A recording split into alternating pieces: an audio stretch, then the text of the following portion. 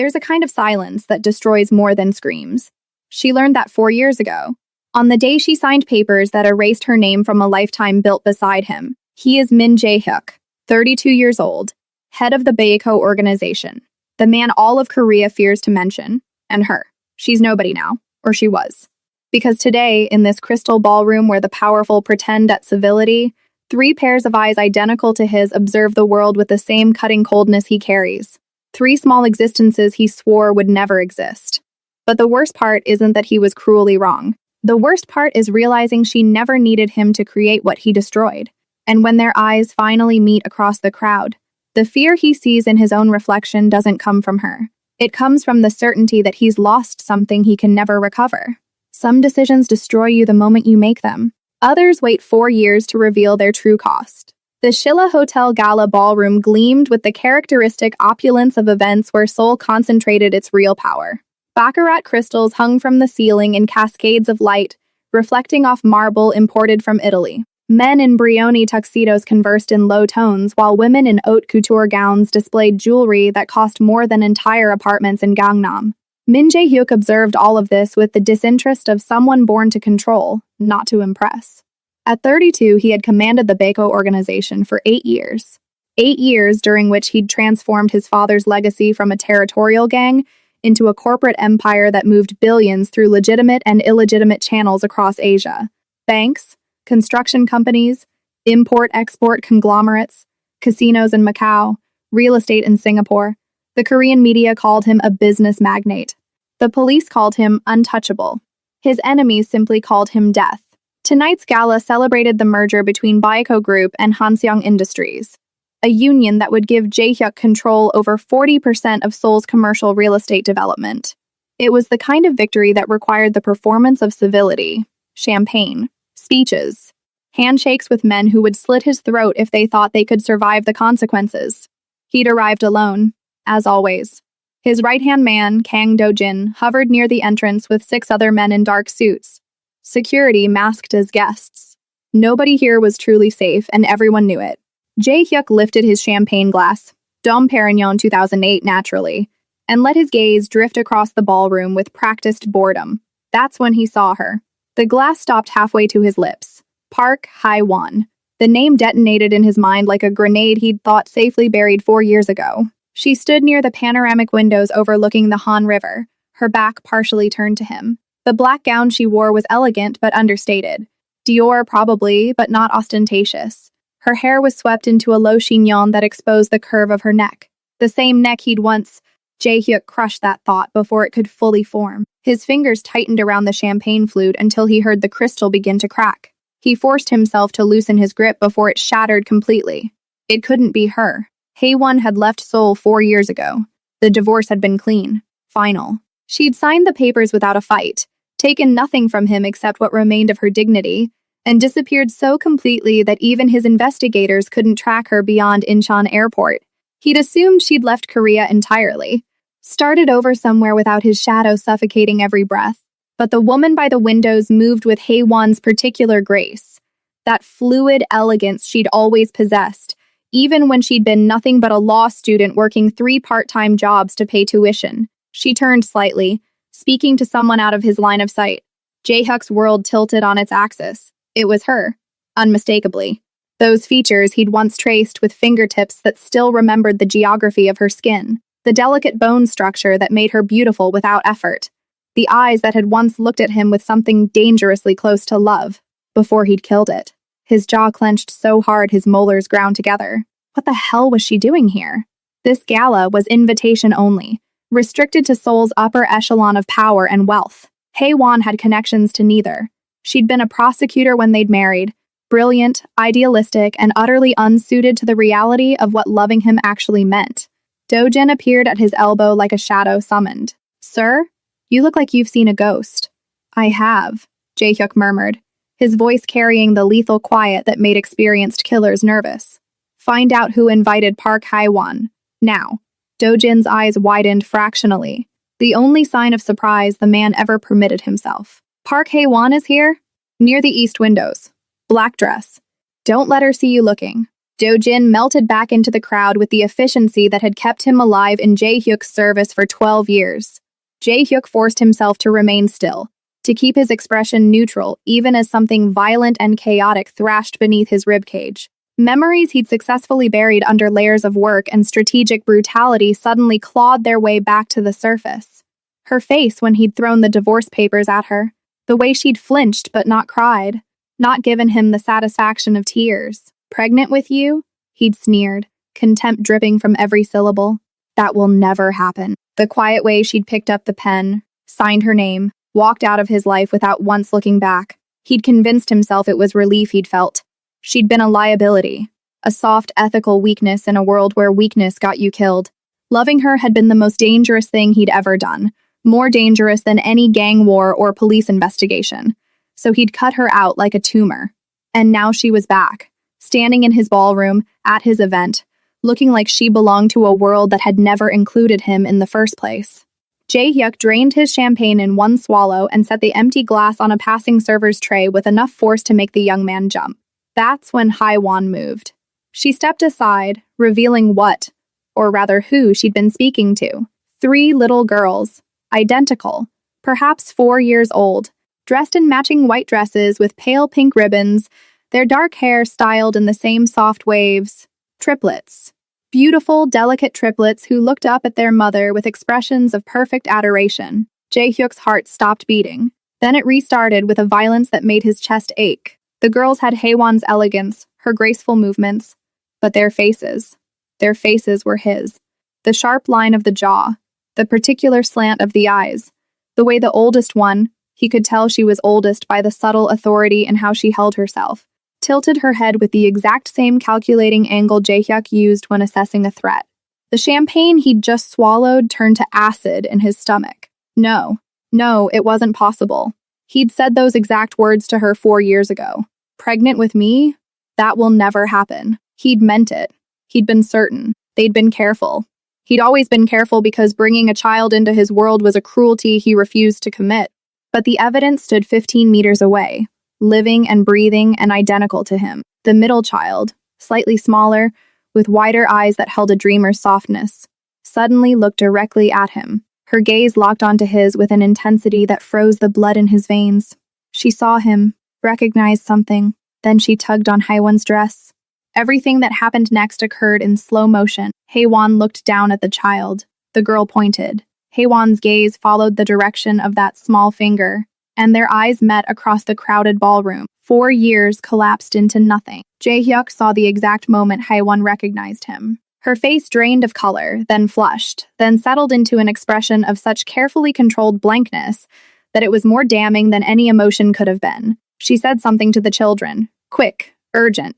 The triplets immediately clustered closer to her, their small faces turning serious in a way that children that young shouldn't understand. Hae-won placed a protective hand on the oldest girl's shoulder. Then she looked at Jae-hyuk again. This time, there was no shock, no fear, no residual love or longing or any of the things he might have expected. There was only ice, pure Arctic ice that made him feel like the stranger. She held his gaze for exactly 3 seconds, long enough to deliver a message that needed no words. Stay away from us. Then she turned and began walking toward the exit, the 3 little girls following in perfect formation around her like a protective guard she'd trained them to be. Jae-hyuk's body moved before his brain caught up. He was already cutting through the crowd, ignoring the greetings and attempted conversations from people whose names and faces barely registered. His focus had narrowed to a laser point. Hae-won's retreating figure and the 3 small lives that couldn't possibly exist, but did. Hae-won, his voice cut through the ambient noise with the authority of someone who'd never had a command disobeyed. She didn't stop. She didn't even slow down. Park Hae-won. This time, people in the immediate vicinity turned to stare. In Seoul's high society, public displays of anything were considered vulgar. Raising one's voice at a gala was practically scandalous. Jae-hyuk didn't give a damn. Hae-won finally stopped. Her shoulders tensed, but she didn't turn around. The triplets looked up at her uncertainly, then back at the man pursuing them with expressions far too knowing for children their age. Jae-hyuk closed the distance in 4 long strides. "We need to talk," he said quietly, intensely. "Now." Hae-won slowly turned to face him. Up close, he could see the changes 4 years had wrought. She was thinner, more angular. The softness he remembered had been replaced by something harder, more refined, like steel that had been through the forge. She was more beautiful than he remembered, and infinitely more distant. No, she said simply. Her voice was calm, professional, the tone she'd once used cross-examining hostile witnesses. We don't. Those children are mine. She emphasized the word with surgical precision. Only mine. You made that very clear 4 years ago. The oldest triplet stepped forward, placing herself between Jae-hyuk and her mother with a bravery that punched him in the chest. You're bothering our mommy, she said in a voice that, despite its childish pitch, carried unmistakable warning. Please go away. Jae-hyuk stared down at the little girl. She stared back without flinching. She had his eyes. Exactly his eyes. Dark, intense, unflinching. What's your name? He asked, his voice rougher than intended. Min Seo-yeon? The girl replied with perfect formality. And you shouldn't talk to strangers. Min. She had his family name. The world tilted again. That's enough, Seo-yeon, Haiwan said gently, placing a hand on the child's shoulder.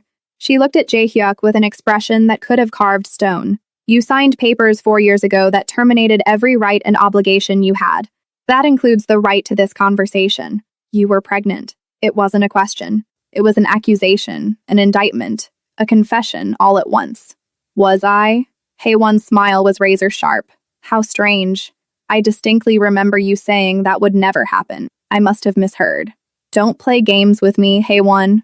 I'm not playing anything, Jae-hyuk. She said his name like it was a disease she'd overcome. You made your choice. I respected it. You wanted nothing to do with a child that was apparently impossible. So I made sure you wouldn't have to deal with that impossibility. You hid my daughters from me. I protected my daughters from you. Her eyes flashed with the first real emotion he'd seen. Fury. White-hot and righteous. There's a difference. One you'll never understand. The middle triplet, the one who'd pointed at him first, suddenly spoke up. Mommy, is this the bad man from the stories? Haewon's face softened instantly when she looked at the child. No, sweetheart. He's nobody. Just someone Mommy used to know. Nobody. The word hit harder than any bullet Jae-hyuk had ever taken. We're not finished, he said, his voice dropping to the dangerous register that preceded violence. Yes, Haewon replied with devastating finality. We are. We've been finished for 4 years. The only difference is now you know what you threw away. She gathered the triplets closer. Come on, girls. Let's go home. Haewon! She walked away. Again. Just like she had 4 years ago. But this time, she took 3 pieces of him he hadn't known existed. Jae-hyuk stood frozen in the middle of Seoul's elite, watching the only woman he'd ever loved disappear with the children he'd sworn would never exist. And for the first time in 8 years of ruling Seoul's underworld, Min Jae-hyuk had absolutely no idea what to do next. The past doesn't stay buried. It waits for the perfect moment to detonate. Min Jae-hyuk didn't sleep that night. He sat in his penthouse office in Gangnam, 32 floors above the city that never quite slept, staring at the dossier Kang Do-jin had compiled in less than 4 hours. Park Hae-won, age 31, chief legal counsel for Hansong Industries. That last detail made his jaw clench. Hansong, the very company he'd just merged with. Which meant Hae-won had been involved in the negotiations for months without him knowing. She'd been in meetings, reviewing contracts, probably in the same buildings he'd visited, and he'd never once suspected. She'd hidden in plain sight. Deliberately. The dossier included photographs. Surveillance images his men had taken after the gala. Hae-won leaving the hotel with the triplets. Getting into a modest Hyundai Genesis. Driving to a high-rise apartment in Seongsu-dong, an affluent but not ostentatious neighborhood known for young professionals and families. The apartment building wasn't cheap, but it wasn't the kind of luxury she could have afforded on a prosecutor's salary, which meant Hansung paid her very well indeed. There were school records. Min Seo-yeon, Min Ji-woo, Min Hae-rin, enrolled at Seoul International Academy, one of the city's most prestigious private schools. All 3 tested as gifted. Seo-yeon, the oldest by 7 minutes, according to birth certificates Do-jin had somehow acquired, showed particular aptitude in logic and mathematics. Ji-woo excelled in creative arts and languages. Hae-rin demonstrated advanced emotional intelligence and mediation skills. Jae-hyuk's daughters were brilliant. His daughters. The words still felt impossible in his mind. He'd spent 4 years building an empire, consolidating power, eliminating rivals. He'd survived 2 assassination attempts, a police investigation that had cost him $8 million in bribes to bury, and a territorial war with the Jade Serpent Syndicate that had left 17 men dead. And the entire time, Haewon had been raising his children alone. The thought made something violent twist in his chest, a sensation he didn't have a name for because he'd spent his entire adult life excising such feelings from his emotional repertoire.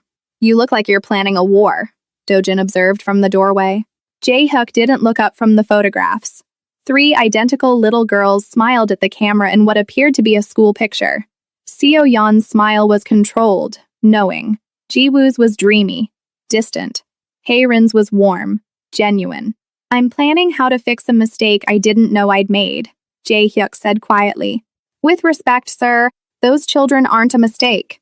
I didn't say they were." Jae-hyuk finally looked up, his expression harder than diamonds. "The mistake was letting Haewon believe I didn't want them."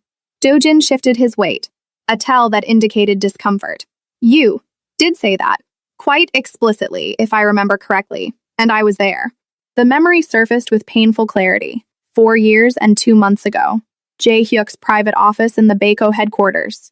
Haewon standing across from his desk, her face pale but composed, one hand unconsciously resting on her still flat stomach. "I'm pregnant," she'd said simply.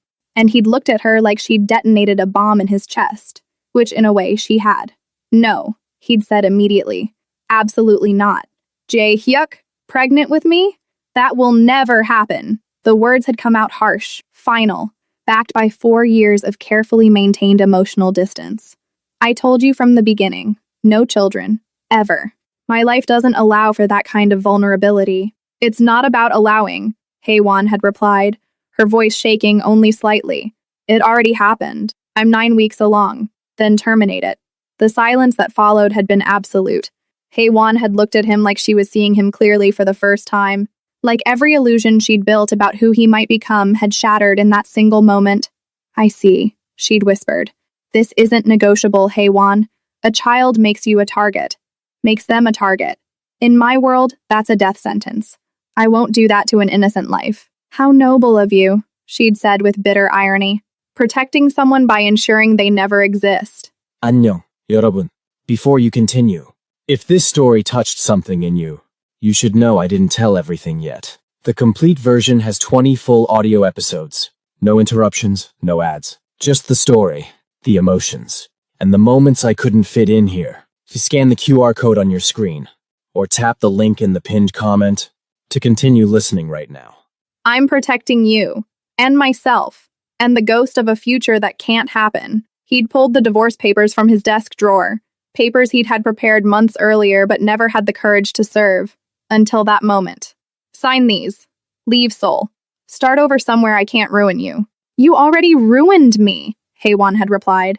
But she'd picked up the pen and signed her name with a steady hand that impressed him even as it destroyed him. Jae-hyuk slammed his fist on the desk, scattering the photographs.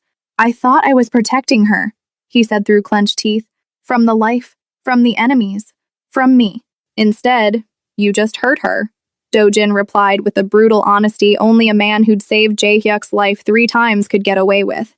"And now she's protected herself better than you ever could have." That was the part that actually stung. Haewon hadn't just survived without him. She'd thrived. Chief legal counsel at a major corporation. Mother to 3 exceptional children. Living a life that looked complete without any space carved out for him in it. She'd moved on. While he'd spent 4 years telling himself he'd made the right choice, even as her absence had hollowed him out in ways he refused to acknowledge. His phone buzzed. A text from an unknown number. "Stop investigating me. Stop investigating my daughters. Leave us alone, or I will file a restraining order and make it public. Ask yourself if the head of Baeko Group can afford that kind of scandal." H.W. Jae-hyuk almost smiled. Almost. Even now, even while threatening him, Haewon was protecting him. A restraining order would raise questions about his past, his personal life, cracks in the carefully constructed facade he presented to Seoul's business community. She could destroy his reputation with a single filing, but she was giving him an out instead. He typed a response. "We need to talk. Not about us. About them. They deserve to know who I am. The reply came within seconds. They know exactly who you are. I told them the truth. You're the man who didn't want them. That's all they need to know. Jae-hyuk stared at the screen, rage and something painfully close to grief warring in his chest. I was wrong. 3 dots appeared, indicating she was typing, then disappeared, then reappeared. Finally, congratulations on your epiphany. 4 years too late. Don't contact me again. She blocked his number. Jae-hyuk set the phone down with lethal calm. Doo-jin, sir, find out everything about Haiwan security, where the girls go to school, their routes, schedules, vulnerabilities. Are you planning to kidnap your own children? I'm planning to protect them, whether their mother likes it or not. Jae-hyuk stood, walking to the floor-to-ceiling windows that overlook the city he controlled. Haewon thinks she can hide them from my world. But the moment anyone in Seoul's underworld discovers I have daughters, those girls become leverage, targets. Then maybe, Dojin suggested carefully, you should respect Haewon's wishes and stay away. That's the best protection you can offer. Jae-hyuk was quiet for a long moment. I thought that 4 years ago, he finally said. I was wrong then. I won't be wrong again, even if it means going to war with the mother of your children. Especially then. Jae-hyuk's reflection in the window showed a man who'd forgotten how to lose. Because Haewon doesn't understand what I do. Seoul's underworld doesn't care about her wishes or restraining orders. The moment they smell blood, they'll come. And I'll be there to make sure my daughters never know what it's like to be afraid. Dojin sighed. This is going to end badly. It already ended badly, Jae-hyuk replied. 4 years ago. Now I'm just dealing with the aftermath. He turned back to the photographs scattered across his desk. 3 little girls who shared his DNA, but not his name. Not his protection, not his presence. That was about to change. Whether Park Hae-won was ready or not. Protection and possession look identical from a distance. The difference is only visible when you're already trapped. Hae-won discovered the security detail on Tuesday morning. She was walking Seo, Yeon, Jiwoo, and Haerin to their school bus stop, a daily ritual they all cherished despite the early hour, when she noticed the black Mercedes sedan parked half a block away. Same position as yesterday, and the day before. Different car, but the same model, the same tinted windows. The same subtle professional quality that screamed private security. Her blood turned to ice. Mommy? Haerin tugged on her hand. You stopped walking.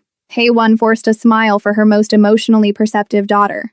Just remembered something I forgot to tell you. Remember how we talked about strangers? All 3 girls nodded seriously. They'd had this conversation more times than any 4-year-old should need to. If anyone ever approaches you, anyone you don't know, what do? Run to a teacher, Seoyeon recited immediately, or a police officer. Make lots of noise, Jiwoo added. Scream and yell. Don't go anywhere with them ever, Haerin finished. Even if they say mommy sent them. Perfect. Haewon kissed each of their foreheads. You're my smart, careful girls.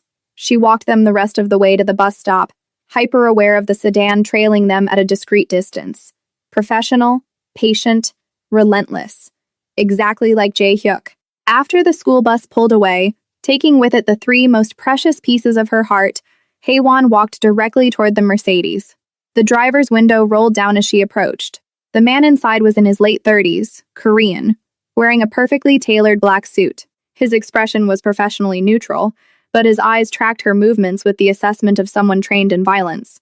Mrs. Park, he said politely. I know exactly who you are.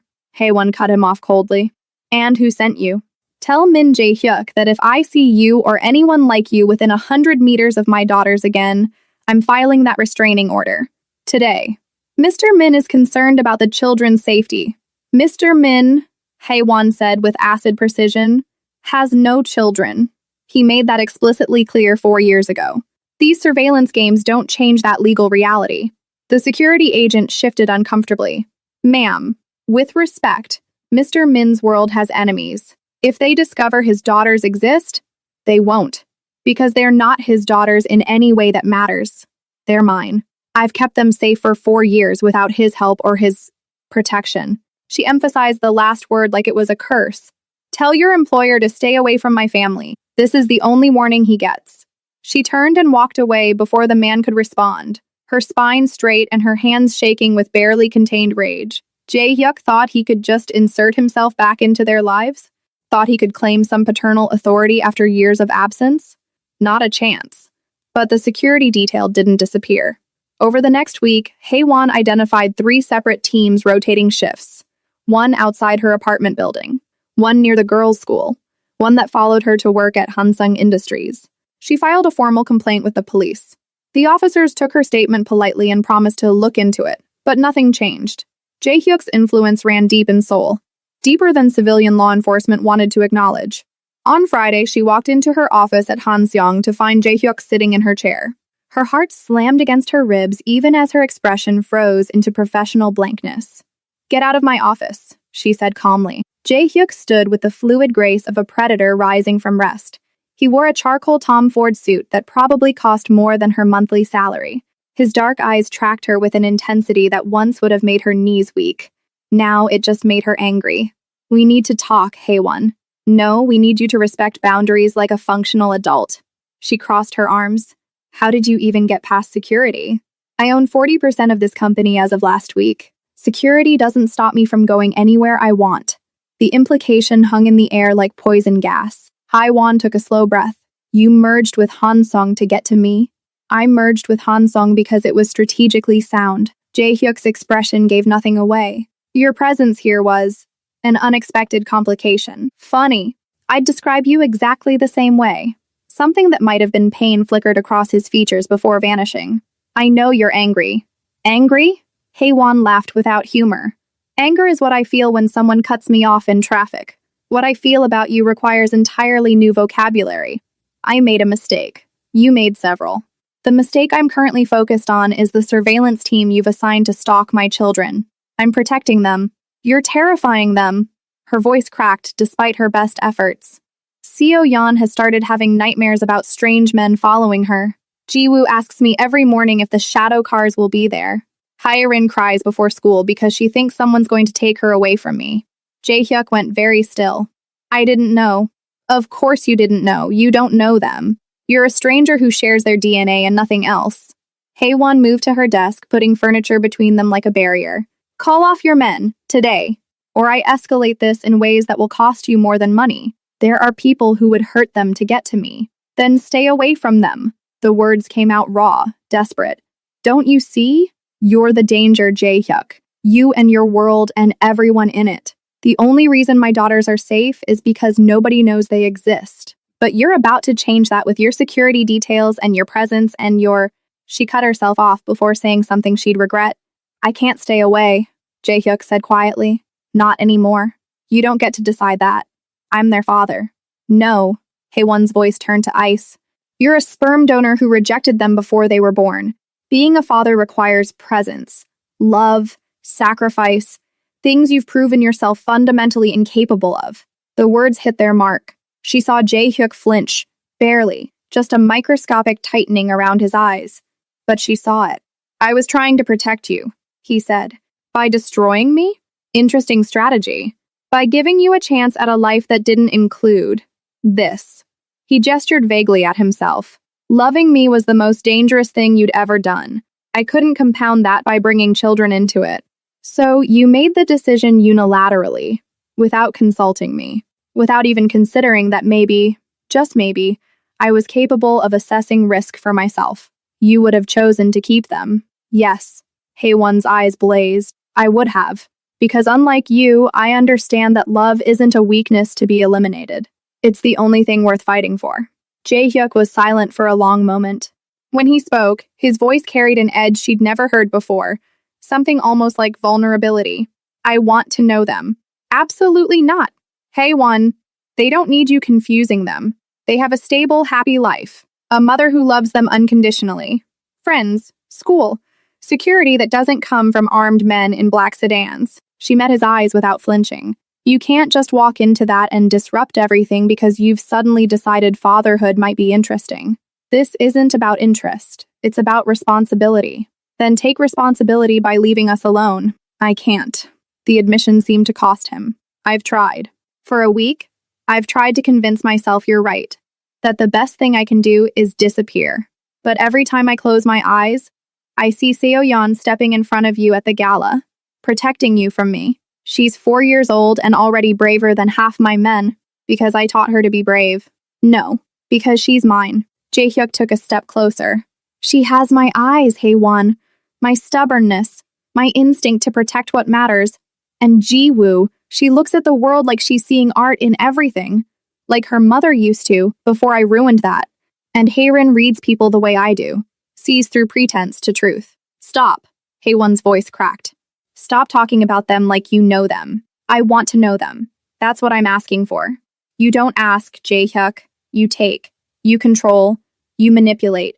That's who you are. She shook her head. And I will not let you do that to my daughters. Our daughters. No, mine. Legally, morally, and in every way that actually counts. Hae-won pulled a folder from her desk drawer and threw it at him. Papers scattered across the floor between them. Jae-hyuk looked down. Birth certificates. All three listing Park Hae-won as the mother and unknown in the father's slot. You removed me completely, he said slowly. I protected them from a legal claim you swore you'd never make. I did what any good mother would do. I ensured their security didn't depend on the whims of a man who'd already proven himself unreliable. The barb landed. Jae-hyuk's jaw clenched. Change it, he said. Add my name. Why would I do that? Because it's the truth. The truth, Hae-won replied with devastating calm, is that you terminated your parental rights 4 years ago. The truth is you told me to eliminate the problem. The truth is you called the children I was carrying, your children, a death sentence you refused to inflict. I was wrong. Yes, you were.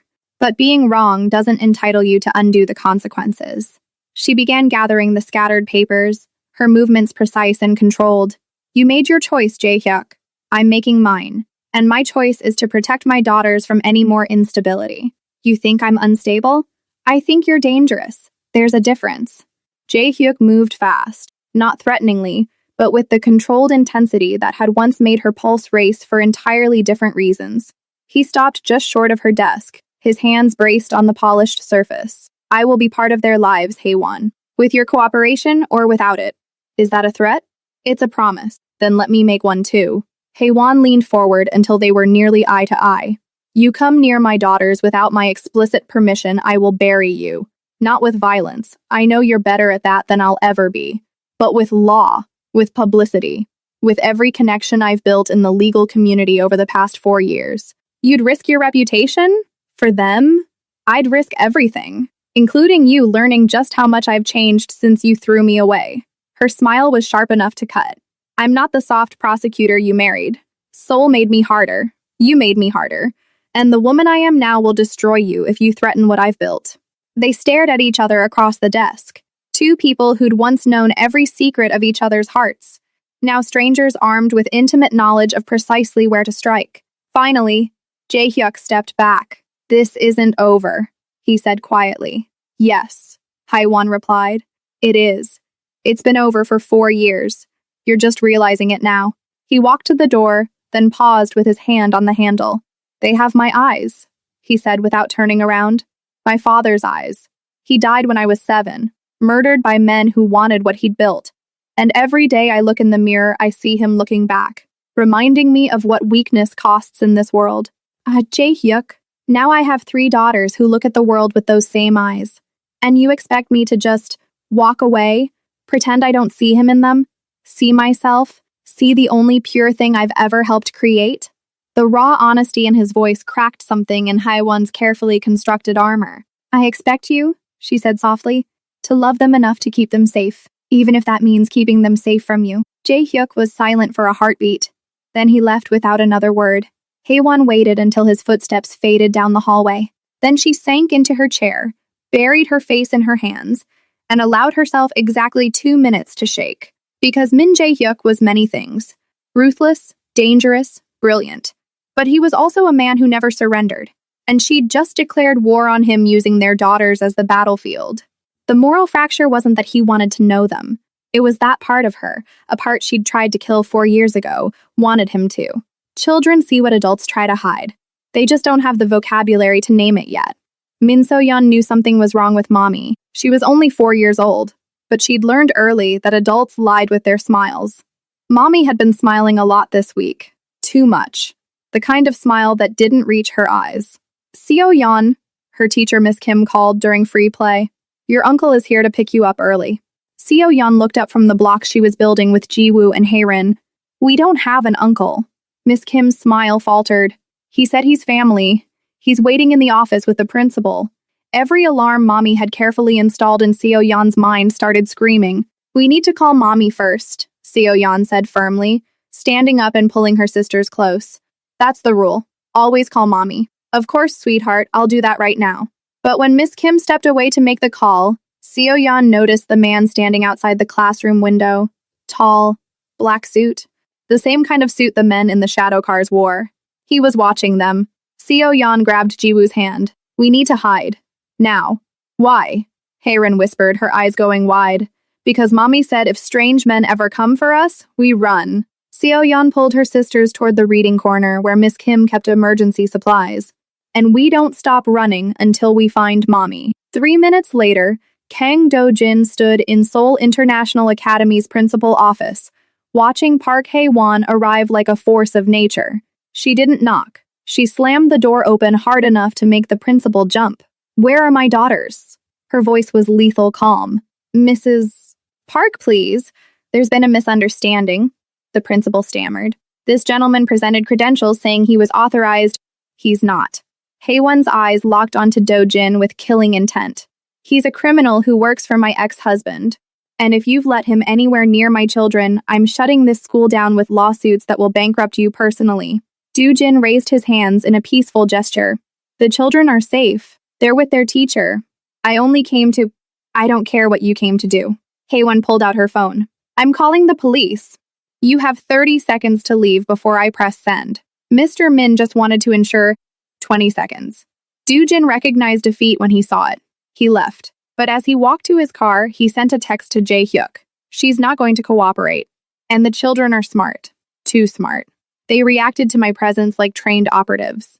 Whatever Park Hae-won has taught them about strangers. It's working. The response came immediately. Good.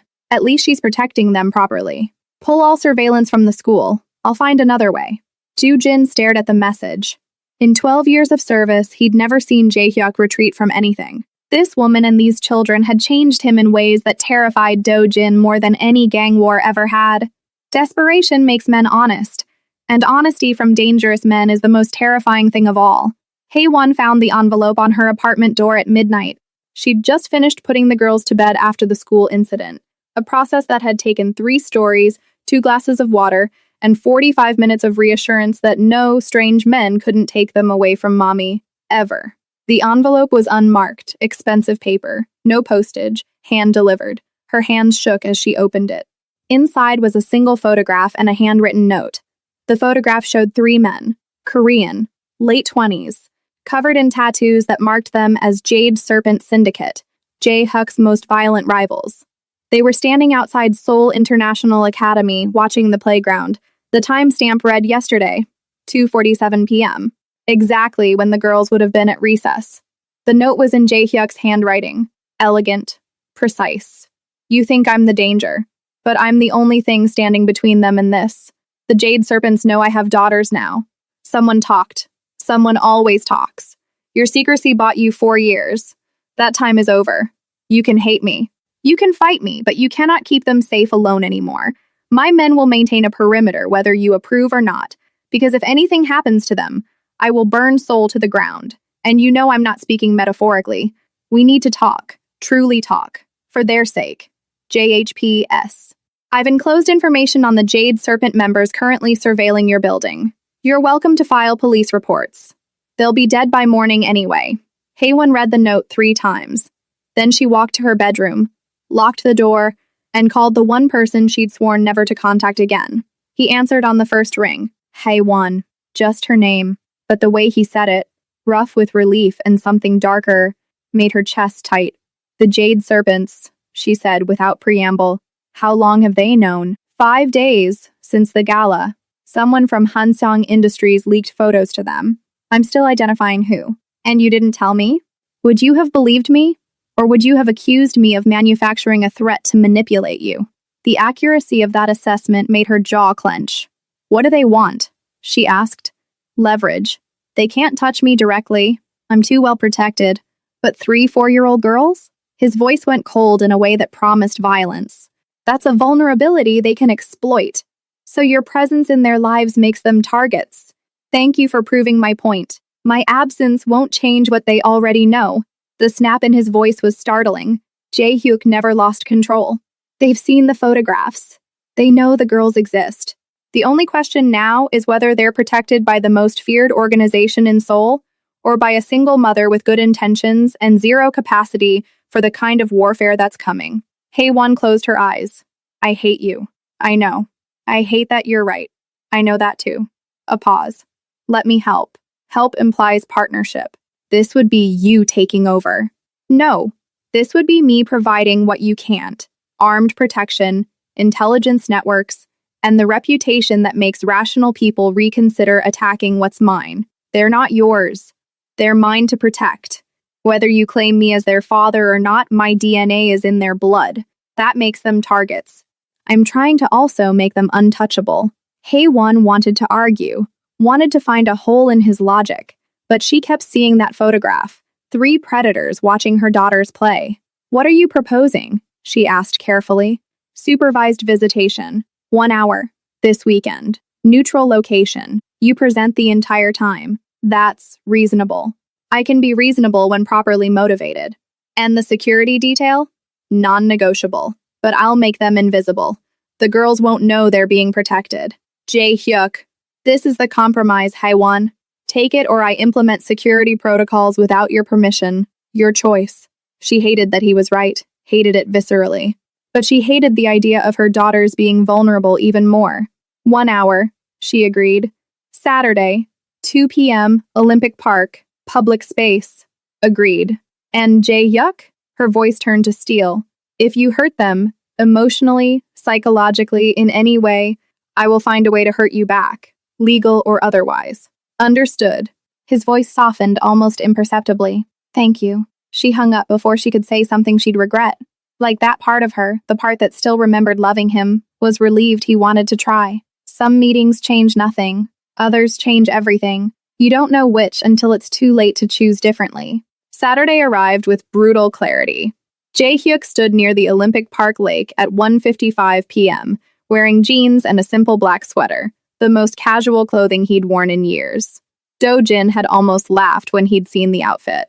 You look like a person, Do-jin had observed. I'm trying to look like a father, Jae-hyuk had replied.